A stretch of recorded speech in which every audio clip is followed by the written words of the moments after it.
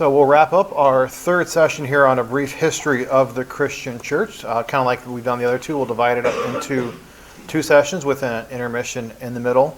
The first part, we'll look at the years 1350 to about 1563, which encompasses the Protestant Reformation. What are some of the causes of the Reformation and the church's response to it? Our second half will be 1563 to the modern day. The church spreads throughout the world. The church truly becomes Catholic, and how it also interacts with the modern world. Just kind of a quick review. I'll start off with the first session here with a bunch of dates we'll throw at you. So if you didn't make it to the first session, here's all the dates in a nutshell. So that's a really brief history. We want to get even briefer than what we've had so far. From the year 313 to about the year 476. And because I still think this slide is going to be really cool someday in 3D. Just to kind of show the differences in why not only the Roman Empire breaks apart, some of the differences with language, barbarians, and cities, but also how that directly affects the Christian church itself, how East and West, how Catholic and Orthodox, they break apart much in the same way that the Roman Empire breaks apart.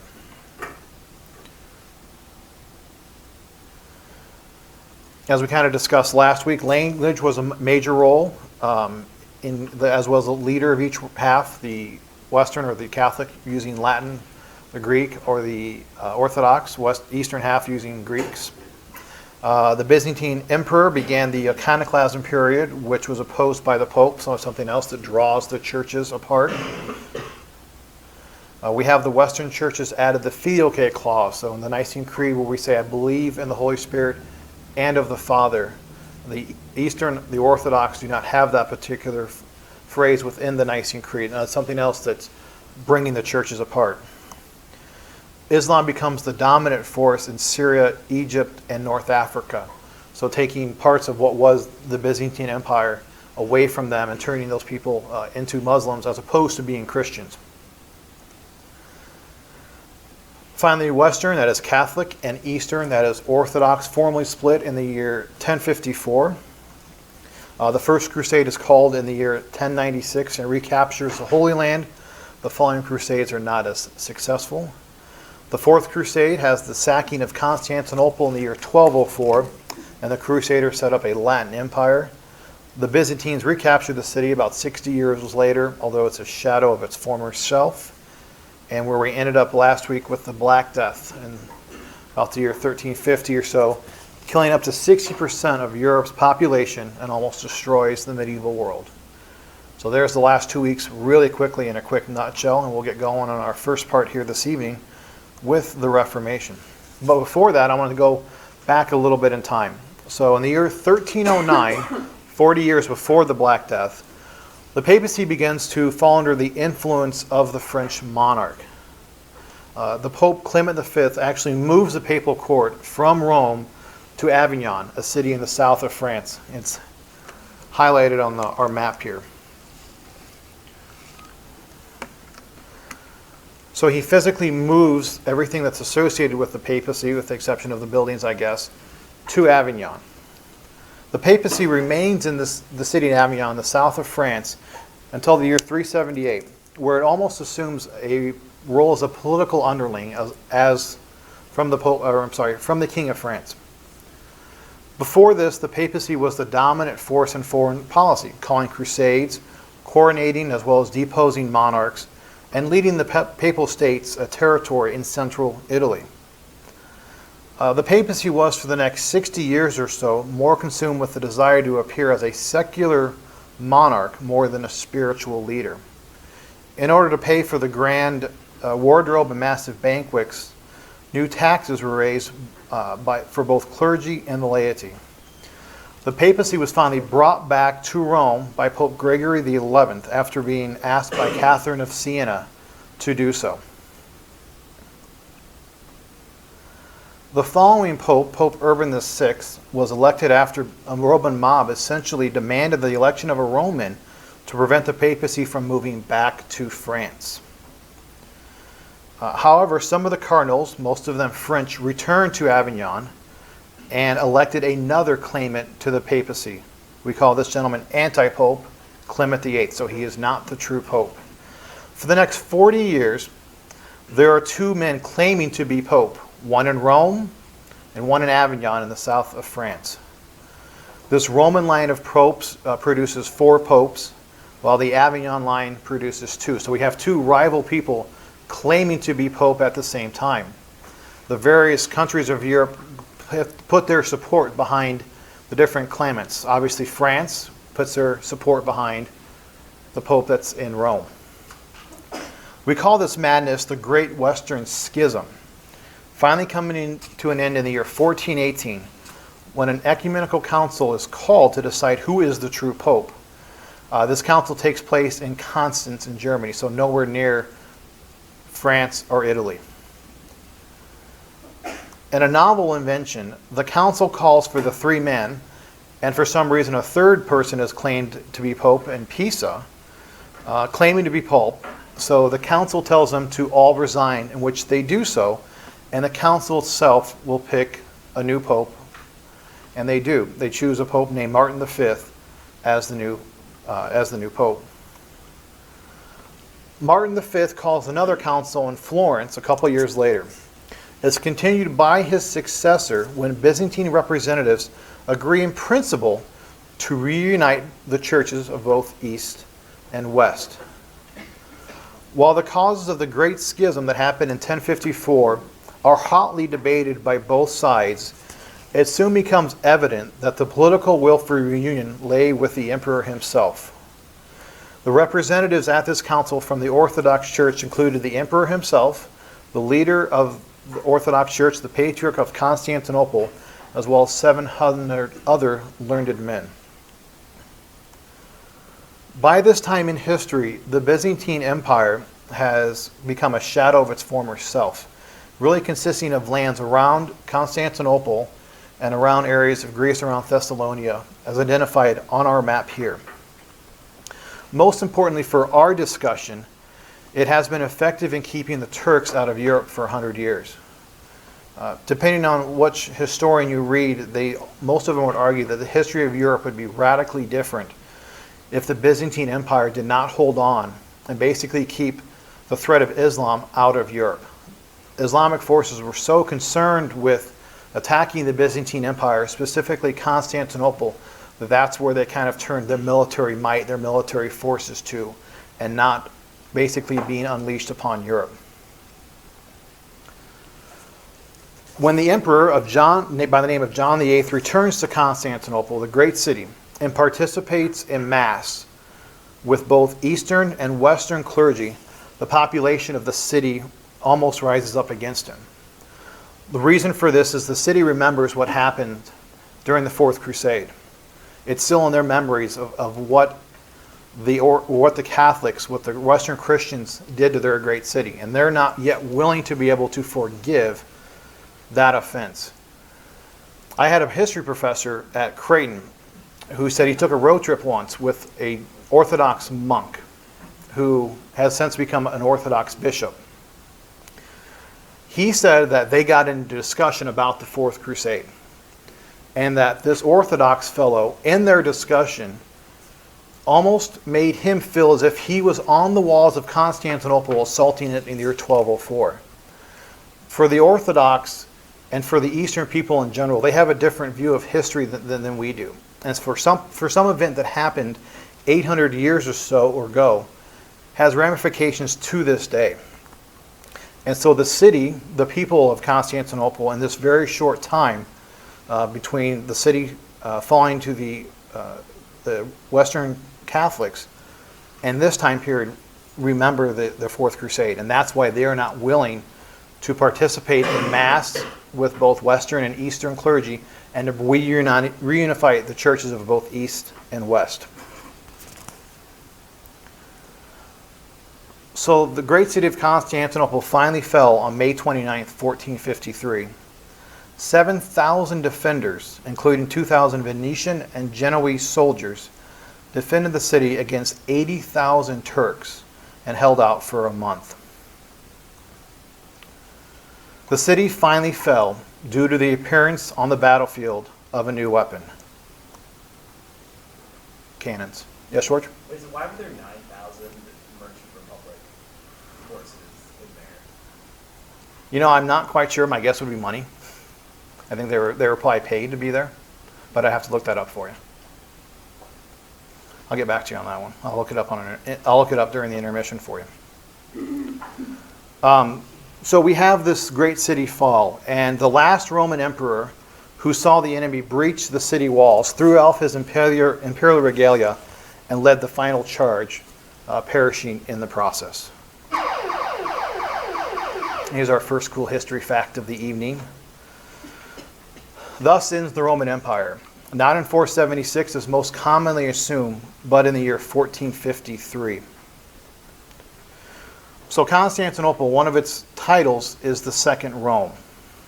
Well, there's an idea of a third Rome. First Rome fell in 476, Second Rome fell in 1453. Well, the idea of a third Rome becomes the hallmark of the Russian Orthodox Church, the largest Orthodox church in the world today. It also forces European powers to begin to look for another way to reach Asia for trade. The Sultan, the leader of the Turkish military, takes as one of his titles Kaiser-i-Rome. Kaiser being the name from Julius Caesar, and then Rome for Rome. So even though the city has fallen, this new leader who takes over Constantinople becomes the capital of the Ottoman Empire, takes as one of his titles basically the Caesar of Rome. There's also an historical irony that occurs. The last Western emperor was the name Romulus Augustulus. The founder of the city of Rome was named Romulus. The founder of the empire was Augustus. So can anyone think of what the name of the last Byzantine emperor might be who founded the city of Constantinople? It's Constantine. So it's a historical irony that as Rome fell, the last emperor's name is the founder of the city of Rome. And as Constantinople fell, it's the founder of the city whose name is named after him. So, little historical irony there. After the fall of the great city of Constantinople, Eastern Christians fleeing the Turks immigrate to Europe, and specifically Italy, and brought their knowledge of ancient Greek and Latin text, language, and culture. There are various Italian rulers, the Pope included, who try to outdo each other concerning sculptures, paintings, and buildings. These Eastern Christians helped to restart, or the Renaissance, the rebirth of culture in Western Europe. Everybody remember these guys? Leonardo, Michelangelo, Donatello, and Raphael. Not only the four Ninja Turtles, but four of the more famous Renaissance artists. So we've led up to the Renaissance now. We have some not so bright spots during the Renaissance. Specifically, Pope Alexander VI, who ruled from 1492 and 1503, was an effective papal administrator, but he had a couple mistresses on the side and fathered at least 4 children. Being an effective administrator, he also began to reform the Curia, the central governance of the church. He also demolished the first St. Peter's, a church that had stood from Constantine about 1,000 years, and began the construction on the current basilica, the current St. Peter's that we know today. One of his successors, Pope Julius II, was more concerned with expanding the papal states through military force than he kind of was with spiritual matters. Julius II also had Michelangelo paint the Sistine Chapel. So we have a hymn to thank for that beautiful work of art. There is an extreme disparity amongst the education of the clergy. Some were very learned, those that were at universities, while most were not, a consequence of the Black Death and its repercussions on society. Monarchs begin to wonder why taxes are flowing from their territory to Rome. Kind of the same thing we saw when the Islamic forces came in through northern Africa. People there were wondering, why are we paying money to a far-off government for governance? Monarchs are starting to think about the same thing. Why are we continuing to have money flow from our area to Rome? So we'll do a little table discussion here again. And remembering, hopefully, some of the differences between Catholic and Orthodox, what might be some reasons for the Protestant Reformation.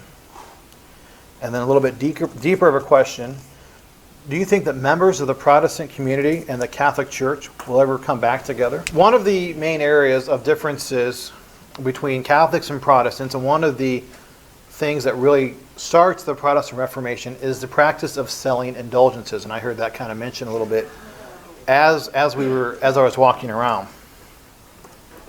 And so here I have copied and displayed is the big long quote from the Catechism of the Catholic Church on what an indulgence actually is. I'm going to do my best to try and de-churcherize this as best as I can. And if I make a mistake somewhere, I hope some members of the team might hop in as well. So an indulgence is, and the idea that comes behind an indulgence is because Christ has offered the sacrifice on the cross. He's already sacrificed his death for us, and he has given the authority to the church to be able to bind and loosen sins here on earth. And the church, because of this authority, has established through the years certain practices that a person can do to be able to remove some time in purgatory. Now, I believe in the olden days, they would specifically talk about actual days by certain indulgences you could do that could remove you from your time in purgatory. I have not heard of that more recently. I've heard of being able to do things to receive an indulgence, like last year. We had the Year of Mercy, and if you visited the churches, said some prayers, had communion, and had reconciliation, you were granted an indulgence. The most important thing about an indulgence is the actions that we do with an indulgence should somehow get us closer to Jesus. That's why there's the idea of having Mass and having reconciliation. That's part of most modern day indulgences. By reconciling our sins, we become closer to God. By receiving the Eucharist, we become closer to God. And that little part about receiving an indulgence was definitely kind of lost in the years leading up to the Protestant Reformation. I have this actually in my notes, so I'm not stealing it from Janice and Tim over there, but they almost said the exact same thing I have, which was you could almost buy your way into heaven with an indulgence at this time, which we know is not true. And as I said, this practice of an indulgence was greatly abused in the years leading up to the Protestant Reformation. There was a gentleman that had said that he traveled throughout mostly Germany, and he would ask for donations and indulgences. If you paid for an indulgence, when a coin dropped into the cup, a soul would spring from purgatory, was something that he was rumored to have said. So the indulgences got tied into money as well, which is not something that is good. It's not something you hear about the modern church talking about an indulgence today.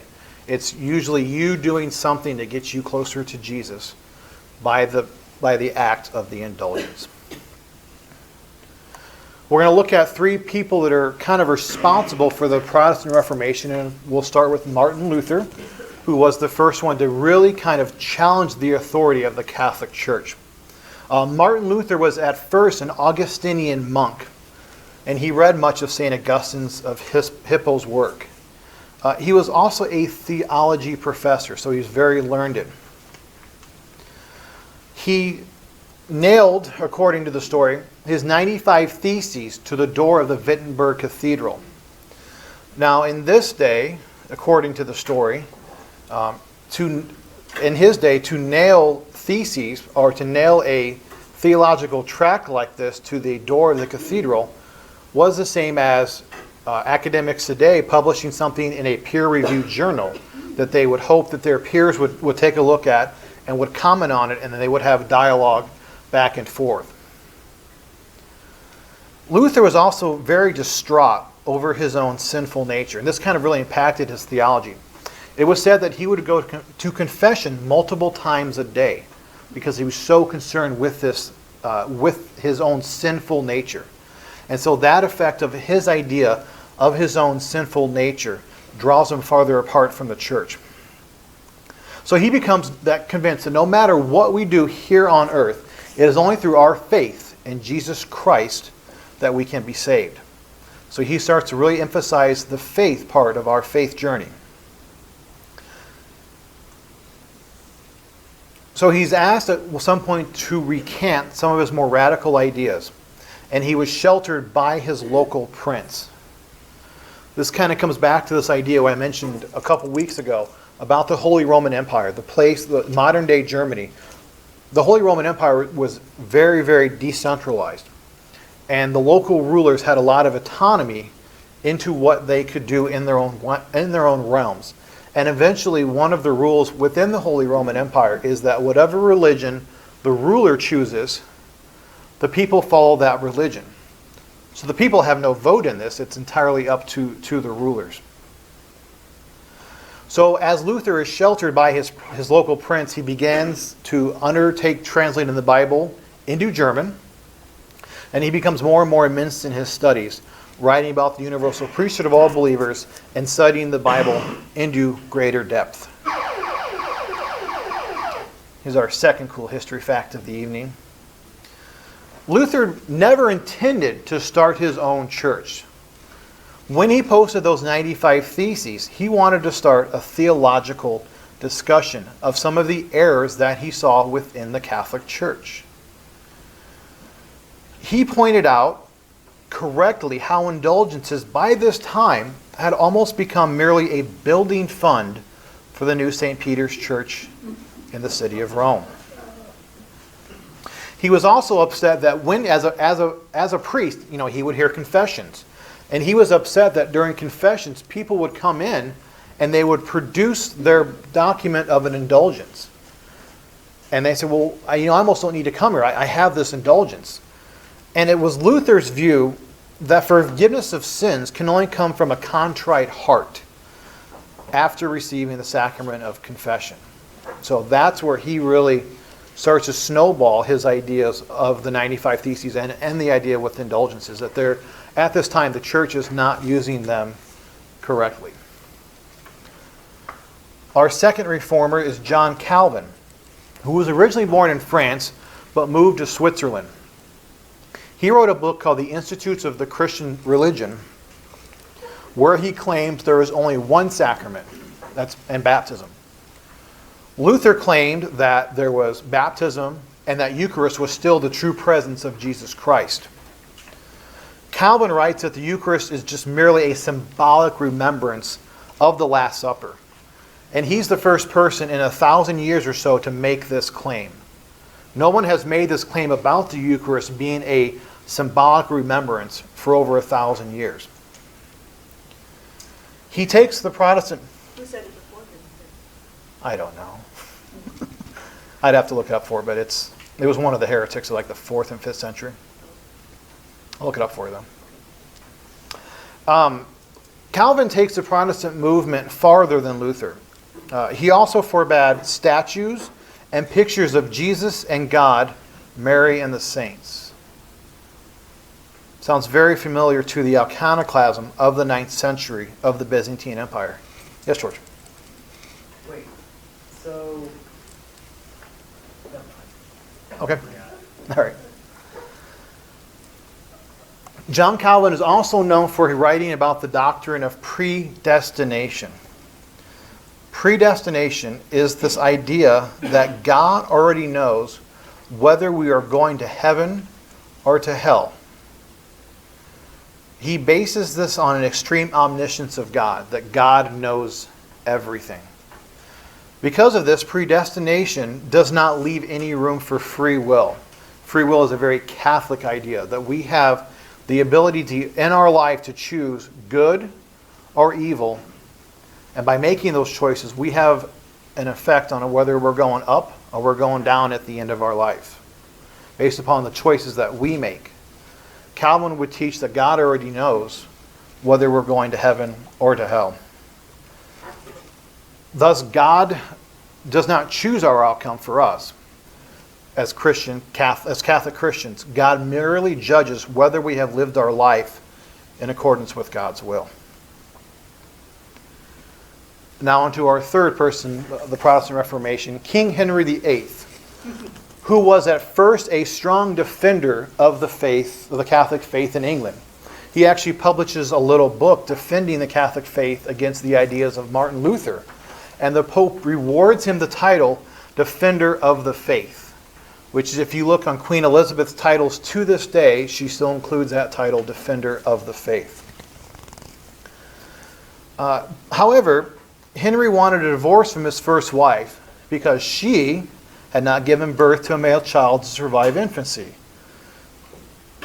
The Pope, based more on political considerations than theological, denies the request. King Henry VIII's first wife was a member of the Spanish royal family, and her nephew was a Holy Roman Emperor and also the King of Naples. So Naples being right south of Italy, the Pope did not want to upset the ruler of Naples, fearing that that person may attack Rome and attack him. So this is more based on political ideas, even though it's keeping with the Catholic ideal that there is no divorce. One would argue that maybe it was more political ideas, unfortunately, that prevented the Pope from granting this divorce. So Henry gets a little upset because he wants his divorce. He wants his male heir because he needs his line to go on. So he asks, and Parliament approves, that he becomes the leader of the Church of England. At first, the structure and theology of the English Church varies little from Catholicism. The Pope was just replaced by the monarch. A couple years later, the Book of Common Prayer was written to bring the service into English, away from the Latin, as well as English translations of the Bible began to appear throughout England. However, as time moves on, the Church of England begins to look more and more Protestant and would continue its Protestant track until the Oxford movement reforms of the 19th century. This church becomes the Anglican Church, or the Episcopal Church is how we all more often hear it in the States. The Anglican Church kind of tries to be a middle road between Protestantism and Catholicism. They have 7 sacraments, 3 ordained positions of bishop, priest, and deacon, but they have married clergy, less emphasis on the saints and Mary, and depending on if you're high church or low church, how you interpret the Eucharist. They also claim to be a third branch of Christianity. There's a Roman branch, there's an Orthodox branch, and there's an English branch of Christianity. One may argue that they make this claim because they always thought their Christianity in England was somewhat different than continental Europe. And that goes way back to the 400s, 500s, 600s, when the Roman Empire removed its legions from England. Some people remained Catholic Christian in the British Isles.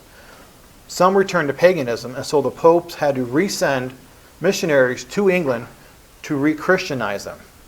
And because of the continental Europe being on the continent and the English Isles being an island, they always kind of thought their Christianity was slightly different. So the Catholic Church, in response to the Protestant Reformation, calls together a council to answer some of the questions raised. This Council of Trent, which is from the years 1545 to 1563, reaffirms and more explicitly restated the basics of Catholic doctrine. The Council also adopts from a new religious order the idea to better train the local clergy. As we said, after the Black Death, you had some members of the clergy, the ones in university, that were very learned, but other members of the clergy were not. I heard Tim mentioning the feudal system, and that's exactly what it was. Is that with the Black Death, the feudal system breaks down. And a priest in some areas was no different than any other feudal position. A family would have multiple males because the first male would inherit the land. Maybe the second male maybe get some of it. The third or fourth male kind of had to find something else to do. So more often than not, these people would become priests. And to become priests, they would simply go to a parish, become apprenticed to a priest. They would learn how to say the Mass, because most of them did not know Latin. And they would basically learn how to say Mass, learn the rubrics, learn how to hear confessions, and they'd receive very little theological training beyond that. So the council recognizes that this is a mistake within the Catholic Church, that we need to correct that. And so the modern seminary system, the way that priests are trained and formed, is born as a consequence of the Council of Trent.